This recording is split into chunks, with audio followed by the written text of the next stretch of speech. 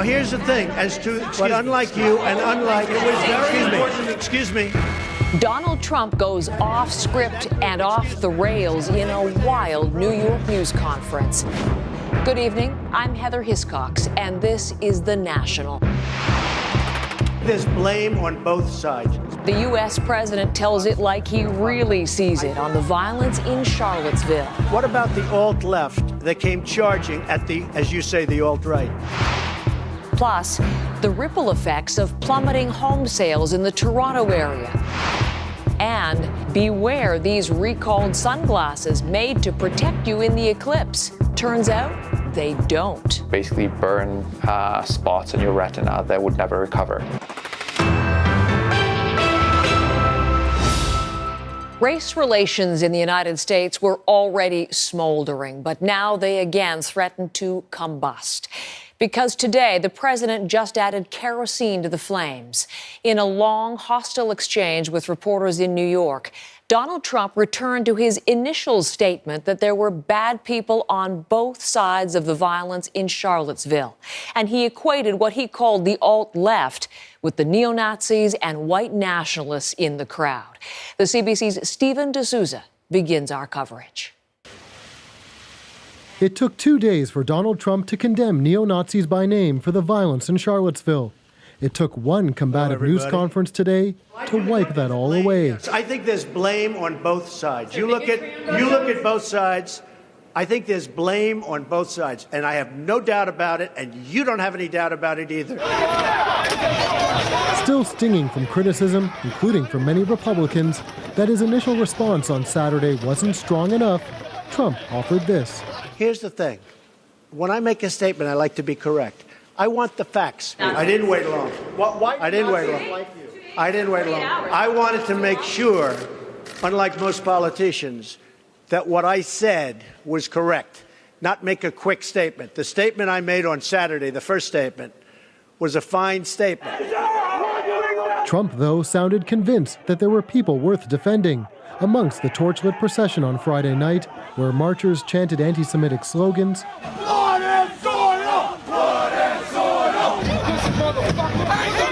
and on Saturday, where Nazi flags, T-shirts, and symbols were on open display. There were people in that rally, and I looked the night before.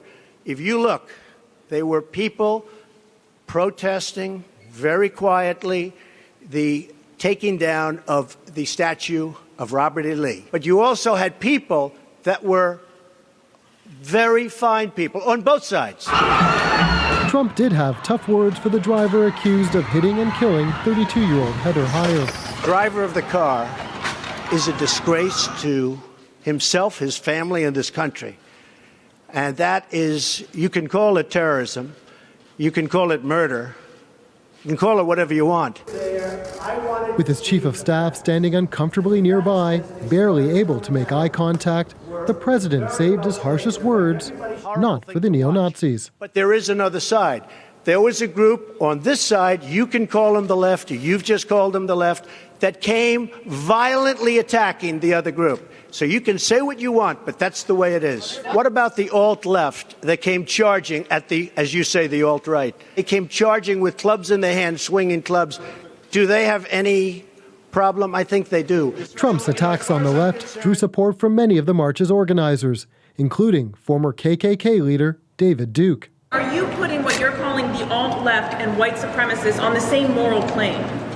I'm not putting anybody on a moral plane. What I'm saying is this. You had a group on one side and you had a group on the other, and they came at each other with clubs, and it was vicious, and it was horrible, and it was a horrible thing to watch. As he left that stunning news conference, Trump was asked if he would visit the site of the violence and help the country heal. His response, he boasted about a winery that his family owns in Charlottesville. Stephen D'Souza, CBC News, Toronto. Several high-profile CEOs have already quit Trump's Advisory Council on Manufacturing. Today, the head of the labor organization, the AFL-CIO, also resigned, saying he cannot accept any tolerance of bigotry and domestic terrorism. And the top executive of the biggest U.S. retailer criticized the president, too. Doug McMillon runs Walmart. He emailed his employees a message about the Charlottesville events, saying, "We too felt that he, Trump, missed a critical opportunity to help bring the country together by unequivocally rejecting the appalling actions of white supremacists." McMillan did not go as far as resigning from the council, saying he hoped to influence decisions in a positive way. People in Guam may be feeling a little less anxious tonight after North Korea announced it's going to hold off firing missiles at the U.S. territory, at least for now. We're happy that he has taken a look at their plans, as he said, and will be holding off on, at least it appears to be, imminent threats to Guam at this point. North Korean state media released pictures of leader Kim Jong-un meeting with military leaders today and going over a map that shows a straight line from North Korea's east coast over Japan to Guam. But in a statement, Kim said he would, quote, "watch a little more of the foolish and stupid conduct of the Yankees before deciding." What he may be referring to is the latest joint military exercise between South Korea and the U.S., scheduled to begin next Monday. On the eve of the opening round of NAFTA talks, Canada's team of negotiators has arrived in Washington. The CBC's Katie Simpson is also in the U.S. Capitol and has more on Canada's preparations and expectations. When ministers from all three NAFTA countries stand before reporters tomorrow morning to make opening statements, Team Canada is bracing for some brutally tough rhetoric from the United States. A government source tells CBC News it would not be a surprise to see American officials ratchet up the bluster both in public and in private. This is not necessarily out of the norm. Taking an aggressive stand at the start of negotiations is a commonly used tactic. But these talks come at a time when the White House desperately needs a win, or at the very least, a distraction. I have very serious concerns about NAFTA. Everyone at the negotiating table is very aware that Donald Trump has failed to deliver on most of his election promises, which could put additional pressure on U.S. negotiators to deliver a win on trade reform. We're friends. We've been friends for a long time. Canada's Foreign Affairs Minister arrived in Washington this afternoon for pre-talk meetings with her Mexican counterpart. While Canada has been publicly upbeat about renegotiations, Mexico, which has been the target of most of Trump's anti-trade talk, isn't as enthusiastic. A negotiator cannot be an optimistic. Has to be a realistic with a positive approach. The government source also says even if the U.S. opens with difficult language on trade, it doesn't necessarily mean negotiations are doomed. This is a long process. It will take months, if not years, to complete. For now, the source says Canadian officials aren't nervous, but are ready for whatever comes their way. Katie Simpson, CBC News, Washington. Just a few months ago, it seemed unstoppable. Toronto's housing market was red hot with buyers galore, bidding wars, and sky-high prices that just kept rising. But today, more evidence those glory days are over. The Canadian Real Estate Association says in July, the average price of a home in this country dropped for the first time in nearly 5 years, dragged down 0.3%, largely by what's happening in the Toronto area. Sales in the city are down 35% from this time last year, and prices had their biggest monthly decline in almost 2 decades. It's all led to a big chill in Toronto and some costly regrets. Ron Charles has that story. The dramatic price declines in Toronto area real estate over the past 5 months seem to have led to some buyers' remorse. Some realtors recount stories of buyers walking away from purchase agreements because the value of the house fell well below the originally agreed upon price before the closing date.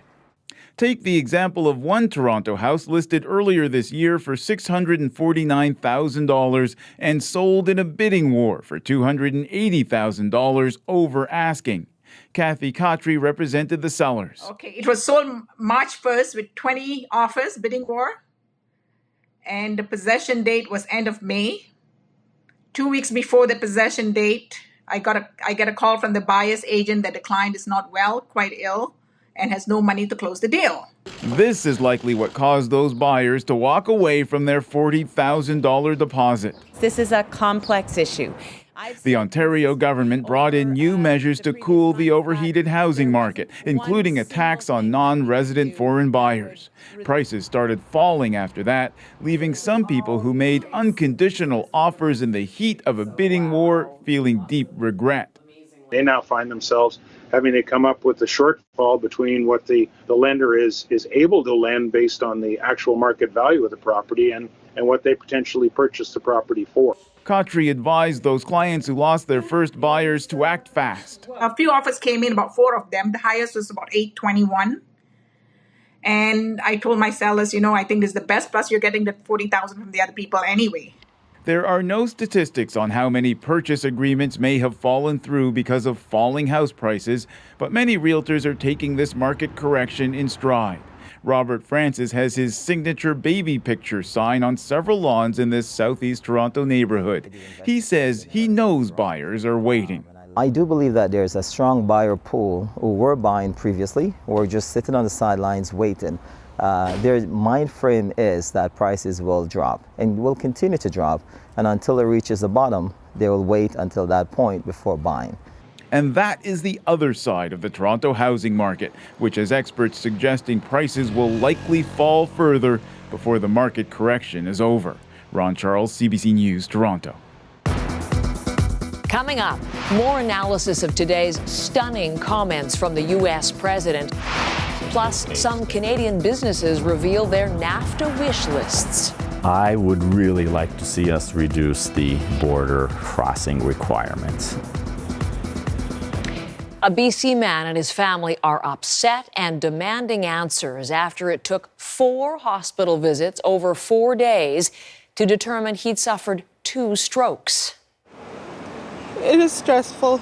It's very stressful, but main thing is, Chuck's still here. Tanya Gray says her husband, Chuck, now in intensive care in Vancouver General Hospital, is suffering some paralysis and speech difficulties. Despite those obvious symptoms of stroke, he was sent home multiple times from hospitals in northern BC. Northern Health, which runs the hospitals involved, has launched an investigation.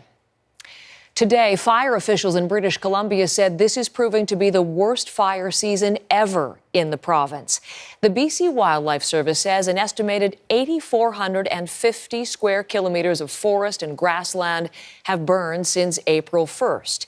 And with 154 wildfires still burning, there's little doubt the record loss of 8,550 square kilometers back in 1958 will soon be surpassed. 40 evacuation orders are still in effect, and nearly 10,000 people remain out of their homes. We're learning more tonight about the 2 Canadians who died in Sunday's attack in Burkina Faso, Tammy Chen and Bilal Dafala. Both, in their own way, had been trying to make a difference in that country, and their deaths are raising questions about the safety of Canadian aid workers overseas. Kate McKenna reports. Those who knew them say they were respected, devoted, and selfless. Canadians Tammy Chen and Bilal Dafala were among the 18 people killed when gunmen on motorcycles opened fire at a restaurant in Ouagadougou, the nation's capital. Chen, who was doing research on poverty and gender issues in Burkina Faso, was killed alongside her husband. She was reportedly 6 months pregnant. Chen also helped start up a nonprofit group aiming at educating people in Burkina Faso. Dafala was working with poultry farmers for an international program called Uniterra. Odette McCarthy is the director of Uniterra. I was really struck by his professionalism, by his dedication to his work. Last year, 6 Quebecers died when 4 jihadist attackers linked to al-Qaeda stormed a hotel and cafe in Ouagadougou. Pierre Baudet is a professor of international development. He says the country is becoming a fertile ground to recruit young Islamists. He says it's possible to go into a village and immediately find 500 dispirited young people who don't have work and be able to pay them $500 a month to become Islamic fighters. Despite the regional risks, McCarthy says her group has seen a spike in people interested in working overseas. She hopes the attacks in Burkina Faso won't have a chilling effect on potential recruits. There are events like this that are occurring in the world right now in different countries, so it's hard to assess at this point the impact that it would have on our ability to recruit. Thus far, we have not seen an impact. yellow fever card, important if you go to Africa. Julie Langelier has been an aid worker for 10 years. Before being deployed, she reads UN reports detailing the political climate of a country and always asks groups she's working for what security measures are in place. She says now she'd think twice if asked to go to Burkina Faso. I would say ask a lot of questions before you go. Do your homework. Try to talk with people on the ground. McCarthy says volunteers with Uniterra do receive safety training. She also says the organization is considering boosting security. Kate McKenna, CBC News, Montreal. At least 27 people have died in Nigeria after a female suicide bomber attacked a market. It was one of 3 coordinated attacks by suspected Boko Haram bombers in the area. More than 80 people were wounded and had to be rushed to hospital. In Sierra Leone, the search for survivors in the wake of deadly mudslides has taken an extremely grim turn. Nearly 400 bodies have been recovered so far, some swept into the sea before washing back ashore. The Red Cross is reporting at least 600 people are still missing. Straight ahead, we dig for the meaning underneath Donald Trump's extraordinary news conference.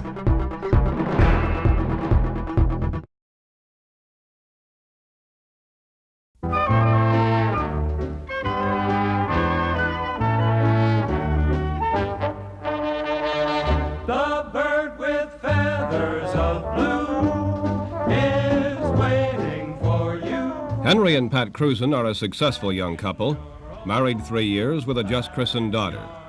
They live in a basement apartment in suburban Toronto. Henry makes a good salary as an accountant. He should be able to afford a house, but at today's prices, he can't. What does this house sell for? $27,600 for this model. Yeah, so if you have just an average of, let's say, $4,000 or $5,000 down, you're talking almost $250 a month to carry it home and heat it, and which is a substantial amount. What a year for real estate, from boom to bust. In the early months of the year in most parts of the country, sales were at record levels and house prices were soaring. But in May it went flat, because in May the interest rate on first mortgages reached 18%. Well, this afternoon it reached 20%, and the market is flatter still. Canada's yuppies have gone condo mad. Apartments are being converted to condominiums, and about 10,000 condos were built last year. The building and sales boom continues, especially in the big cities. I think condominium investment, particularly for women, is the greatest thing since sliced bread. To see all the plastic sheeting everywhere, you'd think BC's housing boom was still on, but it isn't. And there's a story behind the sheeting. It's not about new construction, but about repairs to all the shoddy construction, which BC put up with during a decade of frenzied growth. It's an epidemic of rot, which has made BC the land of the leaky condominium. It's not what Robbie Stewart and Rodney Tollhausen are making for dinner that's noteworthy, it's where they're making it. Just behind the house they used to live in. This is a laneway house, about 640 square feet plus garage. Small, yes, but apparently a perfect fit. There's only the two of us and the dog, and it's enough space for us for sure. That kind of lifestyle appeals to me as well, as opposed to having hordes and hordes and hordes of stuff. Back in your own backyard.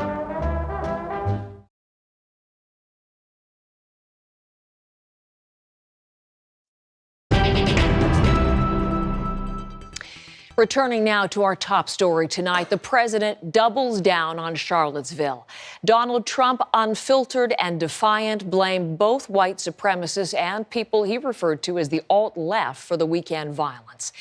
We have plenty to talk about tonight, so let's get right into it. From Washington, I'm joined by the CBC's Keith Bogue and by Kimberly Atkins, who's the Washington bureau chief for the Boston Herald. Good evening and welcome to you both. Thanks for having me. I want to begin, let's listen all together to one of the extraordinary moments from this afternoon. This is a moment where Donald Trump to reporters is defending his original statement about the causes of the violence in Charlottesville. Let's listen to this together and then we'll talk. There was no way of making a correct statement that early. I had to see the facts, unlike a lot of reporters. Unlike a lot of reporters, Nazis were there. I didn't know David Duke was there. I wanted to see the facts. And the facts, as they started coming out, were very well stated. In fact, everybody said his statement was beautiful. If he would have made it sooner, that would have been good. I couldn't have made it sooner because I didn't know all of the facts. Frankly, people still don't know all of the facts. It was very important to me. Excuse me. It was very important to me to get the facts out and correctly, because if I would have made a fast statement, and the first statement was made without knowing much other than what we were seeing. The second statement was made after with knowledge, with great knowledge. There's still things, there's still things that people don't know. I want to make a statement with knowledge. I wanted to know the facts. Donald Trump defending the statement he first made on Saturday. Keith, we were speaking just last night about how Charlottesville represents a watershed moment for the Trump presidency. Given what we now know, what is today? Today was an astonishing thing. I've covered Donald Trump now for 2 years, and I've seen a lot of extraordinary moments, but I have not seen anything quite like this. The clip you played, I think, is very revealing because I think it shows that even Donald Trump didn't know what he was going to say today. He knew what he thought, for sure, but he didn't know he was going to say it. He came out there and he explained that the reason why he said things differently or described a different situation yesterday from the one he described on Saturday was because he had knowledge. Within minutes, he had abandoned that explanation, reverted to the statement that he had made on Saturday, and began defending that take on it and completely abandoning his attempt yesterday to walk that back. That all seemed to be pouring spontaneously out of his head. He had thought about it, I'm sure, but had no intention of saying it. So it was, in so many respects, a stunning, just breathtaking afternoon. Kim, as you watched it, what did it reveal to you about Donald Trump? Well, I think it revealed exactly what he truly believed. I mean, on Sunday, he gave this very rehearsed, scripted speech. He seemed uncomfortable giving it. He seemed as if he was saying someone else's words. Today, he spoke clearly as himself and revealed exactly what he was thinking. He was forceful. He was clear. He was angry at times. And he was directing that anger to protesters who went to Charlottesville to protest these white supremacist hateful groups and put them on the same moral equivalence as these hateful groups. And I think that's what we truly believe. And this idea that he has to research something before thinking about it and getting all the facts, his Twitter account belies that suggestion. Kim, in refusing to denounce bigotry quickly, adequately, some are suggesting that the president is himself a bigot. I was struck by the Chicago Sun-Times editorial headline calling him America's bigot in chief. Is that what we're facing here, the reality of what we're facing here, Kim? I think you can look at a lot of things. You can look at his remarks on the campaign trail, where he repeatedly referred to minorities, people of color, religious minorities in the most derogatory terms, that Muslims need to be kept out of the country, that Mexicans are rapists and criminals, that what do black people have to lose? And he only speaks about them in terms of crime rates.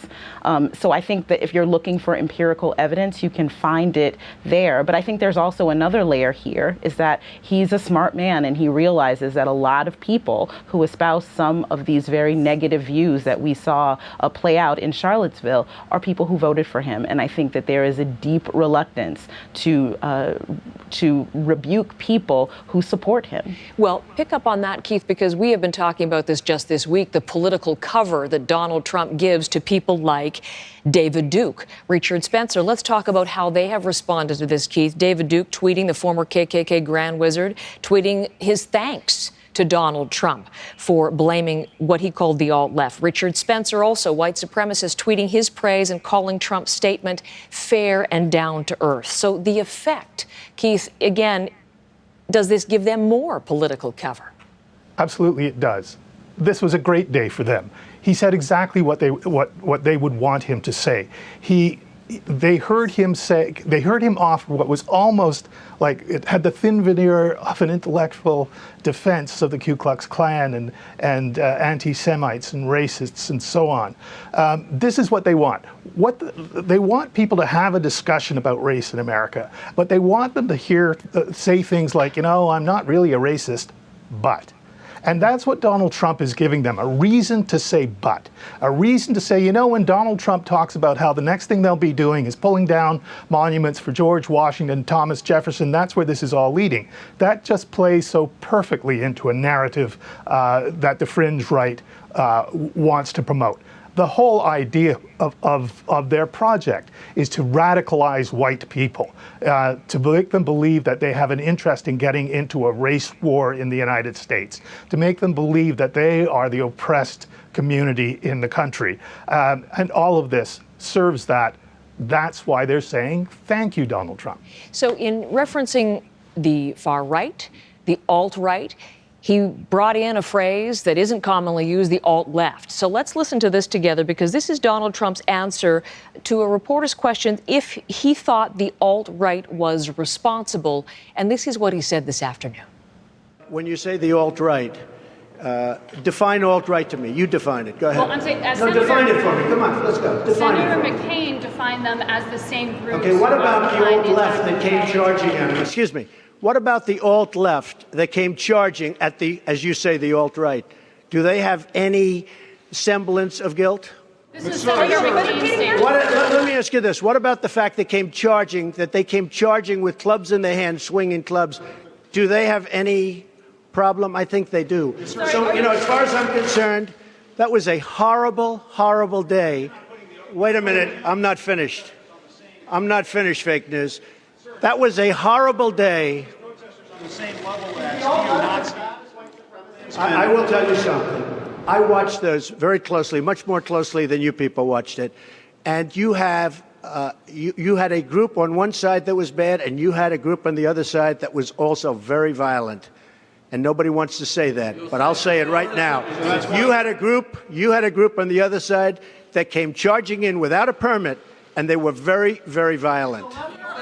So there you go, again, listening to one of the exchanges from this afternoon.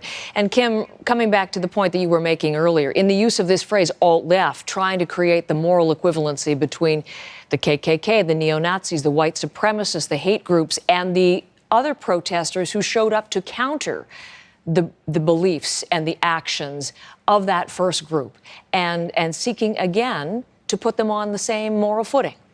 Yes, and this is singing from the hymnal of white supremacy. That's the exact sort of language that they use to justify themselves. And if you look at the video from Charlottesville, what you saw were white supremacists, again, a group that should be the easiest group to denounce next to ISIS, right? And they were carrying torches, they were armed to the teeth, they were dressed in paramilitary gear, including flak jackets. They came ready for battle. And this idea that it was some sort of fair fight and they were only defending themselves from this equally, terrible group it's just factually incorrect. It's nonsense. So, Keith, let's look to consequences now, political consequences. If we pull up what House Speaker Paul Ryan said, he was very clear in making distinction between the two. His tweet saying that we must be clear, in fact, there can be no moral ambiguity, that bigotry is counter to all of this country stands for. And then the other thing that was revealing politically, I think, was the photo that Stephen D'Souza showed us of the brand new Chief of Staff, John Kelly, downcast, arms crossed, off to the side, as Trump was going rogue, as his people later said he did. People are looking for a Republican response here. What are likely to be the repercussions of this? We've seen a lot of this over the last 2 years. We've seen it specifically from Paul Ryan. During the campaign in 2016, he denounced Trump briefly as a racist and then went on to support him anyway.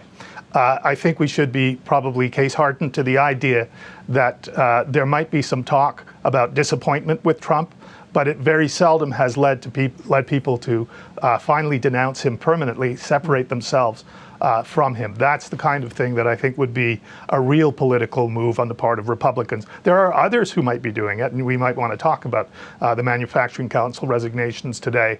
But I think that, as I say, we've seen this kind of thing before, and Republicans have a tendency to talk tough about it, but then do nothing. So last few seconds to you, Kim. Do you anticipate resignations? I think if Republicans don't, well, I don't know if there'll be resignations from this White House. This is the White House that has supported everything that the president has done so far. But I think in terms of the Republican Party, this is a moment of truth. I think if they do not stand up with words and actions against what the president said, they will be tagged with the same shadow that the president cast today. Kimberly Atkins, Keith Bogue, both in Washington, thank you for your perspectives after this extraordinary moment in U.S. politics. Thank you both. Thanks for having me. When we come back, we'll shift to the economy, a look at some Canada-U.S. border issues on the eve of new NAFTA talks. But straight ahead, the economic juggernaut that knows no bounds. We're used to the manual labor jobs being taken by machines, but now we're starting to see in fields like medicine, law. The revolution in automation has white-collar jobs in its sights. That's next on The National.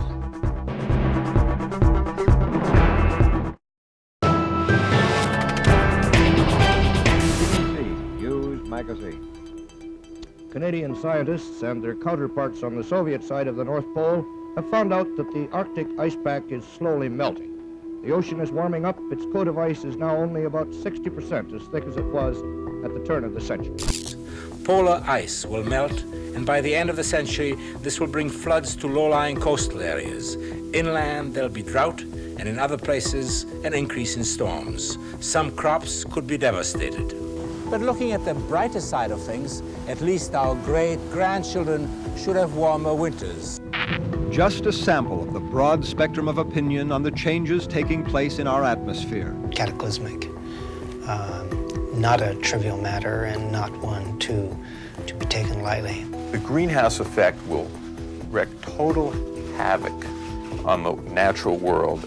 All of them are burning fossil fuels. All of them are adding carbon dioxide to the atmosphere. But if I put in too much carbon dioxide, in effect, what I'm doing is putting a dome over the entire world. Temperature begins to rise because it's being trapped, the greenhouse effect. And we can actually see it here on the thermometer just from these ordinary studio lights. Compounding the problem has been the systematic depletion of the world's forests. Trees need carbon dioxide for photosynthesis. As the number of trees diminish worldwide, more carbon dioxide is left to build up in the atmosphere. The start of global warming can also mean extreme and erratic weather, and the evidence has been mounting up. Knowing what we know now, how serious it may get, I don't want to see us looking back saying, oh, we could have done this, but now it's too late. I think what concerns me most about global warming, I feel like we're just in a little experiment, and that we're just not leaving anything for the future generations.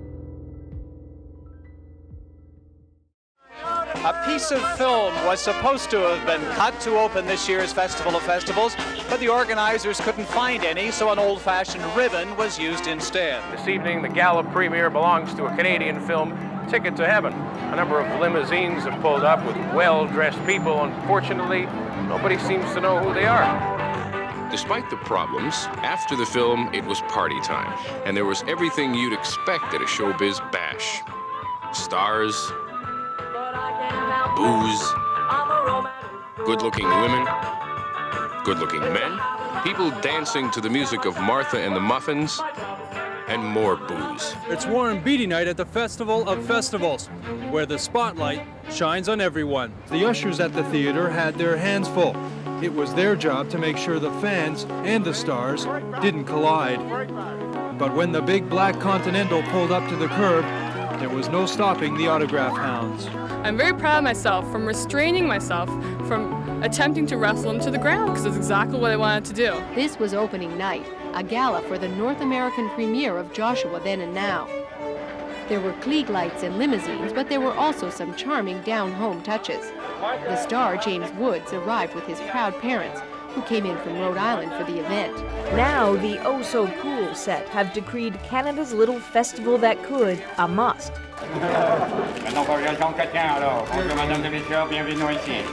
That, of course, is Robin Williams, Claudia Schiffer. It's the only film festival in the world where you see all of the most important films. You see a whole year come in advance. As un-Canadian as it is to gloat, movie critic Roger Ebert says go right ahead. Yeah, it's okay, Canada. It's okay. It's a real big, real good festival.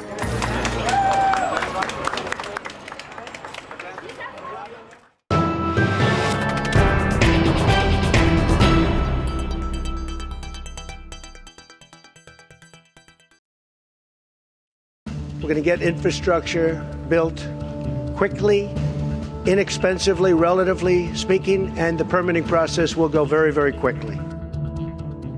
Before he upended his own news conference with his latest response to the events in Charlottesville, Donald Trump had announced a new U.S. infrastructure initiative, a way, he says, to stem the tide of jobs lost overseas.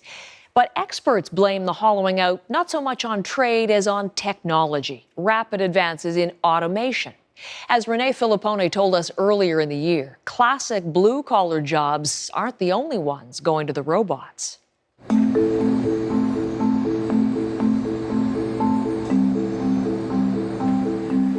This is Bruno. His job is to take a pizza off the end of this line and put it into the oven. Pretty cool, huh?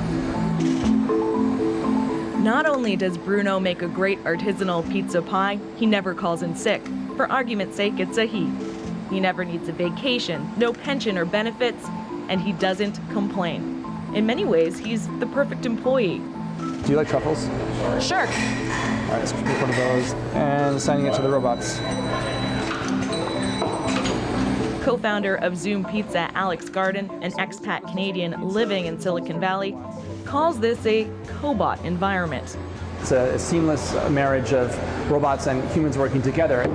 Right now, Noel's making the crust using these machines. And then we have these sauce dispensers. These are Pepe and Jojo. And their job is to put the sauce exactly in the center of the pizza. And this is Marta. And Marta's job is to spread the sauce. It's not even 2 years yet, but we've already won over 10% of the market share in our trade area, and without really trying. Cutting-edge technology will soon enough make this totally automated, from start to finish.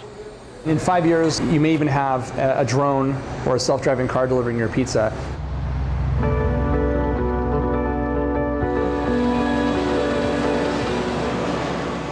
This disruption of the labor force has been sneaking up on people for decades.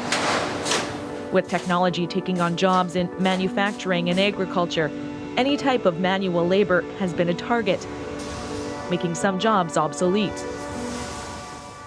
But artificial intelligence is taking it further. The target right now and in the future, white-collar work, as computers are able to compete with the human brain in more complex ways than ever before.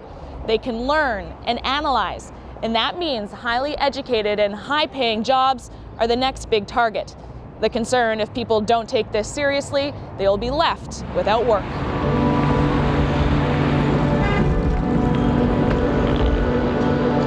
Really, it's happening already, but it's in a subtle, slightly unseen way. So it's not just... Sunil Johal is a Canadian expert in technology and public policy. He says Canada could see anywhere from 1.5 to 7.5 million jobs lost over the next decade due to automation. While there's no consensus on just how many, the fact is jobs are already being lost. We're used to the manual labor jobs being taken by machines, but now we're starting to see in fields like medicine, law, investment banking, dramatic increases in the ability of computers to think as well or better than humans. And that's really the game changer here, because that's something that we've never seen before. Think about banking. ATMs started replacing bank tellers in the 90s. Not that long ago, Goldman Sachs employed 600 highly paid U.S. cash equity traders. Today, there are just 2. They get the same amount of work done with the help of 200 computer engineers. I don't think outsiders would necessarily know that people are losing their jobs to software. But as an employee of the bank, it was everywhere, so everyone was aware of it. Tori Shorman worked in the mortgage department at a major Canadian bank. She sat by and watched as her colleagues were shown the door. I witnessed about 40% of my department get laid off, and the reason they were given was automation. When the layoffs started, the first round was without warning, and it was about 20% of our department. The department itself was about 130 people. And then we learned that, further automation was going to occur, and that this just wasn't the first time. So people started worrying a lot, thinking, I'm next on the chopping block. And the race is on to create intelligent automation that can learn, make decisions, outthink the best and brightest. Ready or not, drastic change is coming. Really, nobody's immune from this, and we all need to prepare as if this might be coming and affecting our jobs, no matter what we do. And if there's no fighting it, then maybe the smart decision is to get ahead of it. So what we're really doing is building the next generation of legal software. And these facts are actually taken from a Supreme Court of Canada. Benjamin O'Leary is co-founder of Blue Jay Legal. His software does much of the research of a lawyer. So in the past, what you've done is gone to a law library and walked through the stacks and found the books relevant to your case, and you produce often a stack of materials to read, and then you'd go back to a desk and spend many hours working through all of those hard copy materials. So what we could do is pick this tangible expenditure classifier, and then For example, have a question about an upcoming legal matter, tell it your problem, and it will analyze huge amounts of case law. It then creates a personalized solution. It's kind of grabbing these snippets from its database and producing a tailored explanation that's sensitive to the facts as we've entered them into the system. What this software does in moments would take a human days to do. How fast is the computer system learning? It's learning really quite quickly. So when we started training it about 2 years ago, it was about 65% accurate, and now it's over 90% accurate. So that's a pretty stark improvement in accuracy. But Benjamin hasn't completely given up on humans altogether. He is also training the next generation of legal minds. All right, good morning. Let's get started. It's interesting, in this course we're encountering a number of different new technologies. Do you ever talk about just the changing nature of what their job will be in technology? The job of a lawyer in 10 years compared to what lawyers were doing 40 years ago. Is that a conversation you sort of prepare them for? Absolutely. So one of the things that I do as a law professor is use some of the new tools that we're developing here at Blue Jay Legal to assist in the classroom. So I think the millennials see in this kind of technology an obvious ally in advising their clients. So it's a way for them to be better, stronger lawyers and to really test their intuitions. And in years past, it was just technologically impossible to do that. It's only a good ally if you know how to use the technology. Emergence of new digital firms. Best case scenario, know how to create it. I think in the future we're going to see most people aren't going to stop their education once they get out of high school, college, or university. They're going to have to become lifelong learners. And that's what Tori Shorman is doing. At 32, she walked away from her job before it wasn't her call. I described the day that I gave in my 2 weeks notice as just shell shock. All my friends were so excited for me, saying like, oh, you're living the dream, you're doing what you want, but it was terrifying, to be honest, to give that up and to go without a paycheck for 2 or 3 months. But now that I'm in it and doing that, like I'm way more confident that I've made the right choice. Shouldn't this be the key? Her choice was to take a chance on something called Lighthouse Labs in Toronto. They offer a 3-month intensive course to essentially master coding. It meant radically changing her career, like many Canadians are doing now. Oh, I know, this is good, this is good. Let's do our PR page. So far it's been 2 weeks and it's definitely been a huge challenge, a lot of ups and downs, but I mean, we'll see where I am in 8 weeks. School founder Jeremy Shackey says a single class can have students in their teens and some in their 60s. There's a great conversation going on right now about coding as more of a blue-collar job, if you will, and that it's really for everybody. This isn't about being a math wizard. There are a lot of jobs there for people who just want to build, want to create, and a lot of jobs don't have that impact. No wonder then hundreds showed up to this one-day event in downtown Toronto to inspire people to learn code. Some may even say adapt. Good morning, everybody. Welcome to the HTML 500. So Laura, what brought you here today? An opportunity to learn about microprocessors. Children do it instinctively, but for people that haven't grown up with it, it's overwhelming and it's everywhere. Teaching people how to code. The concern is how complex some of these skills are and whether everyone can keep up. Why coding? Why is it something you think you need to be learning right now? I think it's like a fairly almost essential skill nowadays. Like everything has to do with IT, and for getting jobs, like having coding background is really important. So is not learning an option, do you think? Well, if you want to be left behind, sure. And not wanting to be left behind is why Tori walked away from the world of finance and put her future on a new path. And while, my career may not look like what my grandfather's career looked like in terms of like stable full-time employment and climbing the ladder, there's still going to be lots of opportunities out there. For me, it's just new and different. There's nothing wrong with that. Not only is nothing wrong with that, it's what the future looks like for Canadian workers. A world of change is ahead. Many of today's jobs won't be the jobs of the future, and all that increasingly intelligent technology will make sure of it. Renee Filipponi, CBC News, Toronto. Automation is just one way in which the economy has changed since NAFTA first came into force. Straight ahead, some Canadian business concerns as the agreement is renegotiated. But first, let's take a look at the business numbers for today. The TSX fell 22 points. The dollar closed down 0.3 cents. In New York, the Dow gained 5 points, and the price of oil dropped 4 cents a barrel.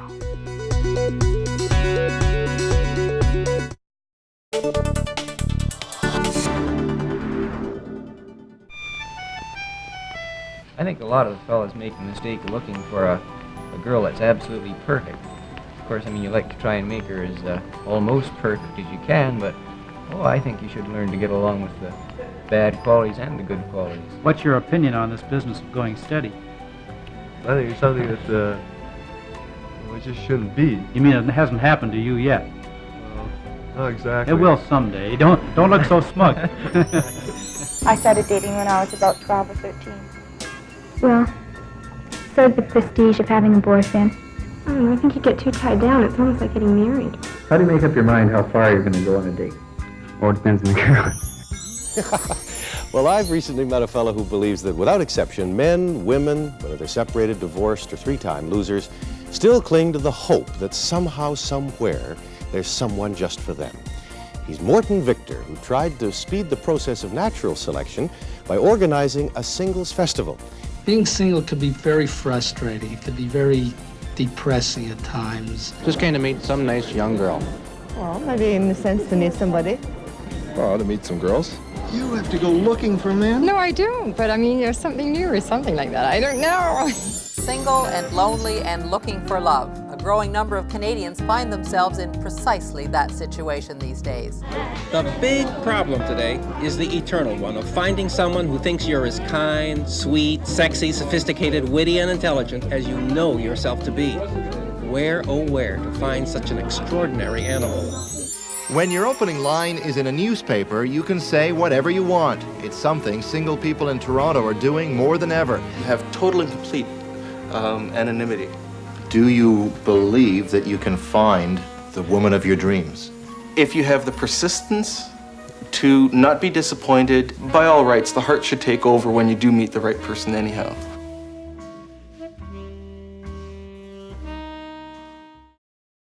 Zippity-doo-dah, zippity-day.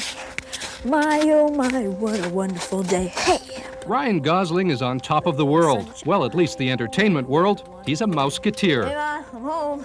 It was really neat because he kind of laid low and he did, he said, we picked out of a lot of talented kids and everything, Ryan, and, I wanted you to know that you're a mouseketeer. And I went, no way.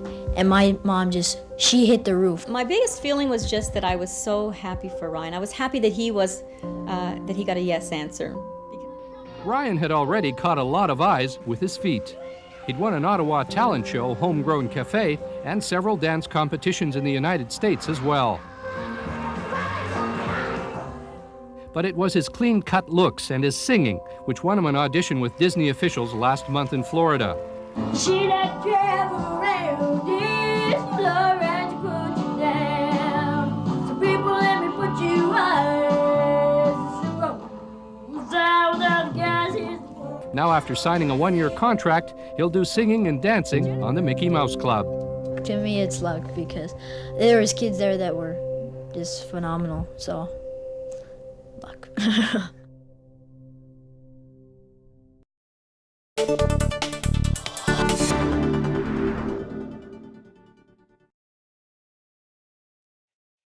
Canada is really committed to working hard to make this agreement more progressive. And we see some real opportunities to do that, particularly in the Labour chapter. As we told you earlier in the program, Canada's Foreign Affairs Minister is in Washington for the NAFTA talks. Before she left, Chrystia Freeland held one last meeting at home with Labour groups in Toronto. She told them Canada will indeed focus on modernizing labour standards because, as Jacqueline Hansen explains, some are pushing for a smoother ride for skilled workers crossing the border. They're meeting the standard that... Tasonic's ultrasound equipment tests the strength of welds. The device, a combination of American and Canadian parts, finds weak spots. So do the company's executives when it comes to the trade deal that bonds Canada and the U.S. I would really like to see us reduce the border crossing requirements. If we have a trade agreement, why do we have to have such a cumbersome process to export equipment? Tasonics is a couple of blocks from the border, and some of its major customers, Detroit's big automakers, are just on the other side of the river. But sending technicians across for service calls isn't as simple as crossing this bridge. Extensive and sometimes complicated paperwork is required to describe what they'll be doing. NAFTA rules mean skilled workers can apply for temporary visas to make that process easier, but not every worker qualifies.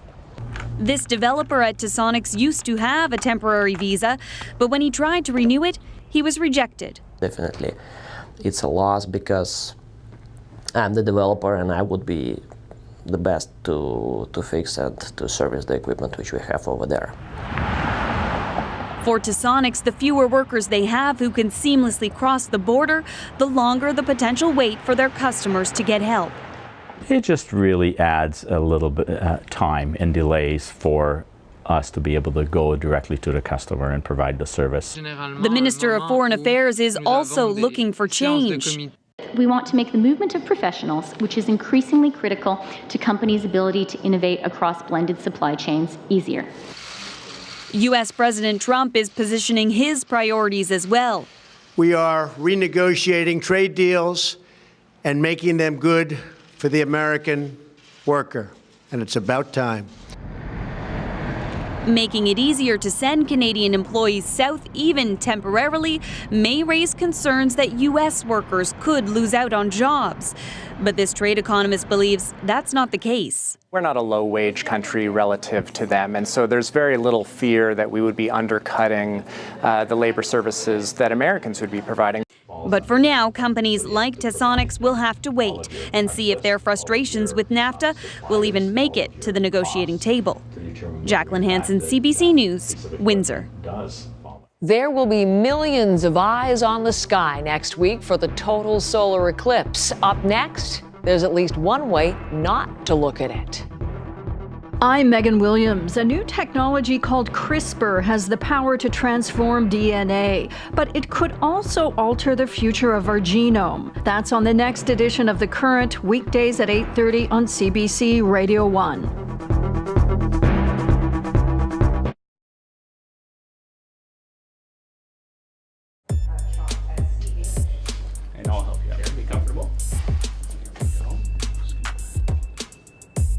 I'm Teddy. I'm 21 years old. I'm genderqueer, and I use they, them pronouns. My name's Isabella. I'm 27. My name is Willow. I'm 20 years old, and I identify as Two-Spirit, but primarily as a woman. My name is Phoenix.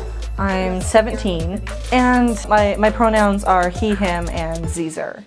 Gender itself is not just a binary spectrum. Like, there's literally a constellation of gender identities.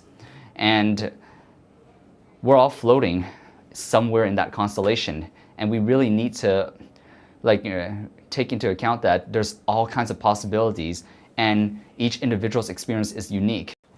My spiel on gender. The gender binary, which is male and female, which is what is recognized in the general non-trans population, it's an outdated principle. The hardest part was accepting the fact that, well, maybe I'm not really just a feminine boy after all. Maybe I really am a transgender woman, and that I am a woman regardless of how I present myself, and I don't have to conform to any of the societal stereotype of what makes a woman either. I initially came out primarily as non-binary, and it was difficult to get people to recognize that, hey, there are things outside of male and female, and that, it's possible to be one or the other, whether it be what you're assigned at birth or not what you're assigned at birth, or anything in between. Common misconceptions about being trans is that there's just one specific way to do it, and that's like a very binary idea. Like, gender, as most people know it, might be very binary, and it's like, well, you're either one or the other, and if you're trans, you either want to be the other. I had that anxiety rolling in my mind too, because then suddenly I knew I was going to have to answer questions because of assumptions about what are you attracted to men, of which I'm actually not. Myself, I'm never want to confine myself to that binary, and so when I choose to express myself differently or change my body, it can be very confusing, and people have to know that you can't try to trap people, and you might think that you're helping people, but you just let people be themselves. Beautiful, thank you.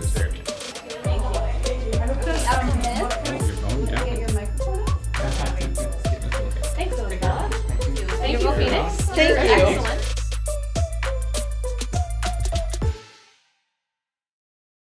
Summer is golden on CBC Sports. Come on, y'all, it's time to rise up. It's a once-in-a-lifetime cosmic event. On Monday, a total solar eclipse will sweep across the North American continent. You'll need protective glasses to stare at the sun, a fact that has not been lost on counterfeiters. Aaron Collins explains. Lori Kwan is chasing a very special summer sun, a rare opportunity for her and her kids to see a total solar eclipse. It's a bit of an adventure, car camping, seeing the total eclipse versus 81% of it from Calgary. Kwan plans to drive 12 hours to Idaho to watch the sun disappear before her eyes on Monday morning. Her most important piece of luggage, special glasses that allow her to watch the eclipse. Glasses she ordered in bulk well in advance. I bought 50 glasses, expecting them last week. They weren't being delivered, so I was getting a little worried. Kwan's order fell through, and she blames counterfeit glasses being sold on Amazon for the problem. Now she's frantically searching for last-minute replacements. So, a week out, and you thought you had things sorted out? Thought. I don't. And had the rug pulled out from underneath you? Yeah, no glasses and no accommodations. So what are you going to do? Scramble. Wing it. One thing scientists say Kwan and others shouldn't do, take in this solar eclipse without proper glasses. If you were to look at the sun long enough, this could actually be enough to cause permanent damage, to basically burn spots on your retina that would never recover. Safety was something Candice Rorick took for granted when she bought 1,200 solar eclipse glasses online to give away. But after mailing out around 150, the Vancouver realtor suspected they were fake. We've been contacting anyone who has received the glasses just to let them know that they're not safe to use at this point. Rorick hasn't managed to get her money back, but Amazon is offering refunds for people who bought fake glasses through them. Back in Calgary, Lori Kwan is still searching for glasses and a place to stay. No easy task, with hotel rooms running as much as $1,000 a night. Still, Kwan hopes to hit the road this weekend to chase that eclipse. Aaron Collins, CBC News, Calgary. That's the National for this Tuesday night. For news at any hour, you can always go to our website, cbcnews.ca. I'm Heather Hiscox. Thanks for watching.